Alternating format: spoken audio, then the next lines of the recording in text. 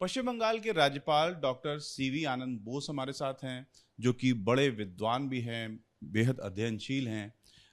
इस समय जो पश्चिम बंगाल के हालात हैं, उस पर हम बातचीत कर रहे हैं। सर, आज जो है यहाँ पश्चिम बंगाल की सरकार ने ये सलाह दी है सभी अस्पतालों को कि जो लेडी डॉक्टर हैं, उनकी नाइट शिफ्ट न लगाई जाए, उससे परहेज किया जाए। मुझे उसके बारे में कोई ऑफिशियल इन्फॉर्मेशन नहीं है। इससे सर ये बात जो उनके मुख्य सलाहकार हैं उन्होंने बंदोपाध्याय जी ने दी है, तो क्या इससे ये कोई विकल्प हो सकता है लॉ एंड ऑर्डर का कि जो लेडी डॉक्टर हैं वो रात में शिफ्ट ना करें? वो तो एडमिनिस्ट्रेटिव डिसीजन है। मैंने मुख्यमंत्री को 2 खत लिखा है, उसमें मैंने थोड़ा इंस्ट्रक्शंस और एडवाइस दिया है। ये लेडी डॉक्टर सारे मेडिकल स्टाफ की सिक्योरिटी के लिए क्या क्या करना है, ये एक दिन का सिक्योरिटी नहीं, परमानेंट अरेंजमेंट होना है, स्ट्रॉन्ग अरेंजमेंट होना है। वो एक डिसीजन से नहीं होगा, ऐसा शॉपिंग से नहीं होगा। हमें चाहिए परमानेंट सॉल्यूशन चाहिए। ये समस्या कॉम्प्लिकेटेड समस्या है, उसकी सॉल्यूशन भी कॉम्प्लिकेटेड है। पर तो मैंने उनको इंस्ट्रक्शंस दिया है, जो जो स्टेप्स उसके बारे में अडॉप्ट करना है, वो सारे स्टेप अडॉप्ट करना ही है। और एक लेजिस्लेशन भी चाहिए। केवल लेजिस्लेशन से कुछ नहीं होगा, इम्प्लीमेंटेशन होना है। मेरे ख्याल में, मेरे मत में, वेस्ट बंगाल में आजकल ये सॉफ्ट स्टेट है। सॉफ्ट स्टेट का माना यह है स्ट्रॉन्ग लेजिस्लेशन है पर इम्प्लीमेंटेशन नहीं है। ये अच्छा नहीं, ये किसी प्रशासन को पोषण नहीं देता। गवर्नमेंट टाइमली एक्शन लेना है, स्ट्रॉन्ग एक्शन लेना है। सिक्योरिटी के बारे में कोई कॉम्प्रोमाइज़ नहीं होना, वही चीज़ है, वही बात है। सर, जो माँ बाप हैं डॉक्टर बेटी के, वो ये कह रहे हैं कि हमको पुलिस पर भरोसा नहीं है, पश्चिम बंगाल की पुलिस पर, क्योंकि उन्होंने जो बहुत सारे सबूत हैं उनको सामने नहीं रखा है, उनको छुपाया है। लेडी के माँ बाप, उनका सेंटिमेंट्स हम रेस्पेक्ट करना है, उनको कॉन्फिडेंस में लेना है।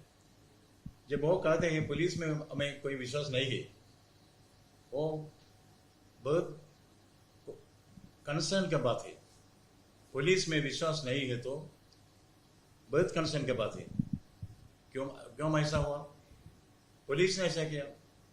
लोगों के बीच में एक संदेह है, who is the cop, who is the thief, ये क्वेश्चन नहीं देता।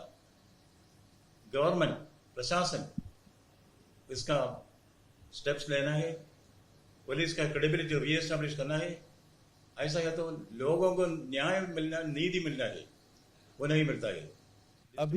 अभी पश्चिम बंगाल में चूंकि इतना ब्रूटल केस हुआ है, तो पश्चिम बंगाल में सिक्योरिटी की क्या स्थिति है, महिलाओं की सिक्योरिटी की खासतौर से क्या स्थिति है? क्योंकि बहुत अलग अलग समय में बहुत अलग अलग तरह के काम महिलाएं करती हैं।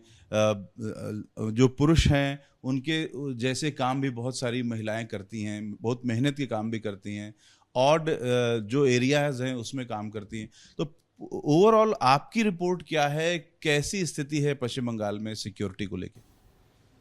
पश्चिम बंगाल में सिक्योरिटी अच्छा नहीं, लोगों को सिक्योरिटी नहीं मिलता। कभी कभी इधर उधर गुंडा राज है, ऐसा नहीं होना है। एक सिविलाइज्ड सोसाइटी में वायलेंस का कोई स्थान नहीं, पर बंगाल में वायलेंस इज रैम्पेंट। ये बंगाल को शोभा नहीं देता, प्रशासन को शोभा नहीं देता, मुख्यमंत्री को शोभा नहीं देता। क्योंकि मुख्यमंत्री पुलिस मिनिस्टर भी है, काम करना है, लोगों को जस्टिस देना है, वो नहीं मिलता है। इसलिए लॉ एंड ऑर्डर के बारे में मैंने जो डिसीजन लिया है, जो इन्फ्लुएंस लिया है, वो अभी मैं पब्लिक डोमेन में नहीं कहूँगा। मैं उचित टाइम में उचित रूप का रिपोर्ट देगा। कितना सीरियस है ये एक आरजीकर का मामला है या पूरे स्टेट की बात है? आप इसको किस तरह से, किस नजरिए से देख रहे हैं? आजीकर मेडिकल कॉलेज में जो हुआ है वो टिप ऑफ द आइसबर्ग है, टिप ऑफ द आइसबर्ग। और उसके से बड़ा प्रॉब्लम से लॉ एंड ऑर्डर में वायलेंस से मैंने देखा, फील्ड में देखा, पंचायत इलेक्शन के टाइम पर, जनरल इलेक्शन के टाइम पर इधर उधर गुंडा राज होता है, पुलिस एक्शन नहीं लेता, पुलिस भी उनके साथ है, पूरा पुलिस नहीं, पुलिस फोर्स नहीं, section of the police force are criminalised, the section of the police force are politicised. वो तो अच्छा बात नहीं। क्या आम आदमी को कष्ट हो रहा है? और ये जो आप परिस्थिति बता रहे हैं कि टिप ऑफ द आइसबर्ग है, पूरे पश्चिम बंगाल की स्थिति खराब है सिक्योरिटी को लेके, ये कितने दिन से आप फील कर रहे हैं?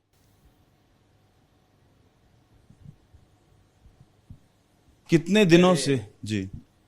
हम चार्ज लेने के बाद 20 महीने हुआ, 4-5 महीने में देखता था क्या हो रहा है।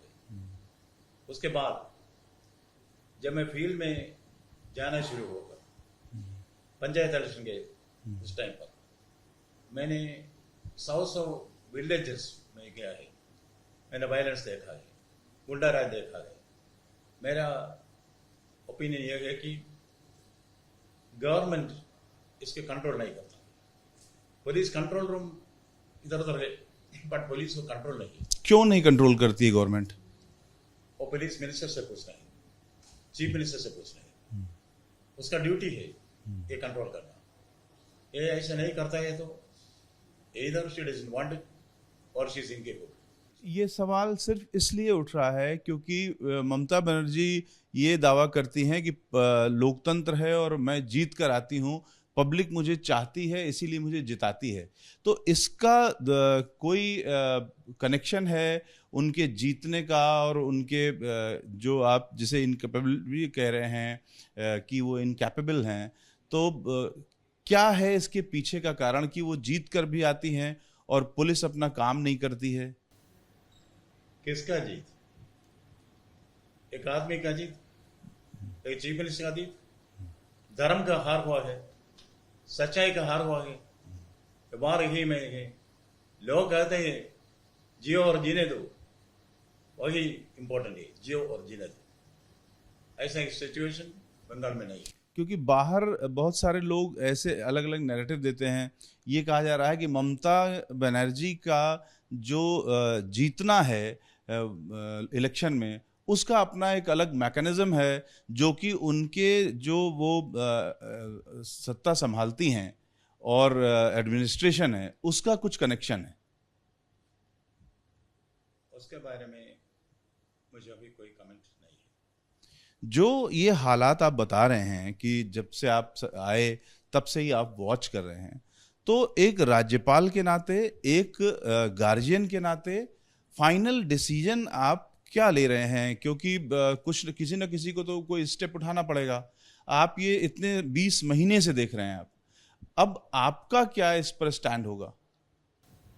फाइनल डिसीजन मेरा नहीं, फाइनल डिसीजन कॉन्स्टिट्यूशन में है। कॉन्स्टिट्यूशन में वेरियस ऑप्शंस है, सारा ऑप्शंस मेरे मन में है। जो कुछ करना है उचित रूप से उचित समय में मैं जरूर करूँगा। आपने राष्ट्रपति जी से टाइम लिया है? ऐसा क्वेश्चंस या आप अगर दिल्ली जाते हैं तो कम से कम अपनी बात होम मिनिस्टर और हेल्थ मिनिस्टर से रखेंगे? दिल्ली जाना और कॉन्स्टिट्यूशनल अथॉरिटी से मिलना वो एक रूटीन मैटर है। तो हम ये प्रश्न सिर्फ और सिर्फ इसलिए कर रहे हैं कि जो पश्चिम बंगाल की जनता है और पूरे देश की जनता है, वो ये जानना चाहती है और वो बहुत उम्मीदों से आपकी ओर देख रही है कि आखिर पश्चिम बंगाल में जो हालात पैदा हुए हैं उसको लेकर के कोई उम्मीद उन्हें रखनी चाहिए या नहीं रखनी चाहिए। मैं पश्चिम बंगाल के लोग से साथ है, चिंता मत कीजिए, जो कुछ करना है कॉन्स्टिट्यूशन में जो जो कुछ प्रिस्क्राइब किया है उसमें उसके अंदर अंदर आवश्यक कार्यवाही जरूर करूँगा, उचित टाइम में करूँगा, उचित रूप से करूँगा। उनको घबराने की और चिंता की कोई बात नहीं, हम लोगों के साथ हैं। ये माना जा सकता है कि पश्चिम बंगाल के राज्यपाल एक्शन में हैं, wait and watch, action will be there. क्योंकि लोग ये मान रहे हैं और देख रहे हैं कि आप चूंकि एक्शन में हैं, पश्चिम बंगाल के राज्यपाल एक्शन में हैं, तो ये भी सवाल उठ रहा है, और वो सीधा सवाल है कि क्या पश्चिम बंगाल में राष्ट्रपति शासन लगने जा रहा है, या उस हाइपोथेसिस है, उसके बारे में कोई कमेंट मैं पब्लिक में नहीं कहूँगा। मैंने कहा जो जो कॉन्स्टिट्यूशनल ऑप्शन है वो सारा ओपन है, उचित टाइम में उचित डिसीजन जरूर लेंगे।